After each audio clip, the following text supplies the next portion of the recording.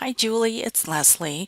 I got your email with your question about using the GoalSeek in Project 3G. So I wanted to send you just a quick video to kind of go over that concept so you can, get it figured out on your document. So I have our projected decrease worksheet here that's active, and I've copied in the number here from B5 to B13, and then our percentage from C5 to C13.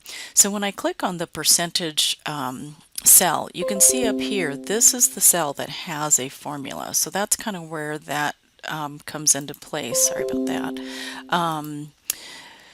As far as our GoalSeek goes. Okay, so in the directions it says with cell C13 selected, so we'll go ahead and make sure that's our active cell. Using GoalSeek, so I'm on my data tab and I'm coming over here to the what if analysis and opening up the GoalSeek dialog box.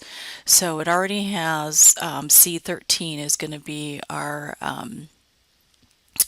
cell that we're going to set as something different. So basically what we're looking at is instead of the city manager total being 17% of the total by quarter, we want to see if this changes to 15%, then what would this number look like. Okay, so basically, so C13 is what we want to change to 15%, right?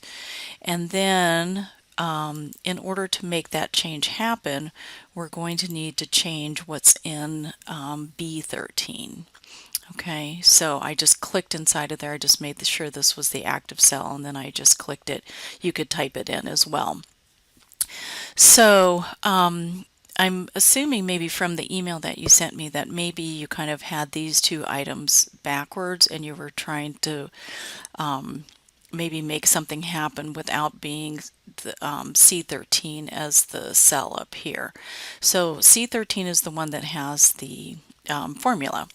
Okay, so that looks pretty good. So again, we're changing C13 to 15%, and if we in that process by doing that, what would the number in B13 have to be?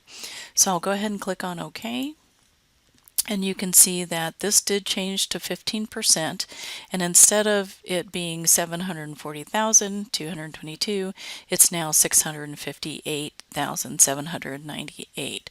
So basically, that would be 15%. So if we took this number and divided it by our total, it would equal to 15%. So we're just kind of going backwards. So we had the 15% and this number, and then we just had to figure out what this number would be using GoalSeek. So I hope that that helps you kind of maybe figure out where you were having some difficulties. So again, it would look like this. And then we would have B13. So obviously it's already changed, but I just want to kind of give you another peek at what our GoalSeek dialog box would look like. Okay, so I hope that that helps you. Go back into your Project 3G and see how it goes for you. If you have any other questions, please feel free to get back in touch with me. Okay, alrighty, take care.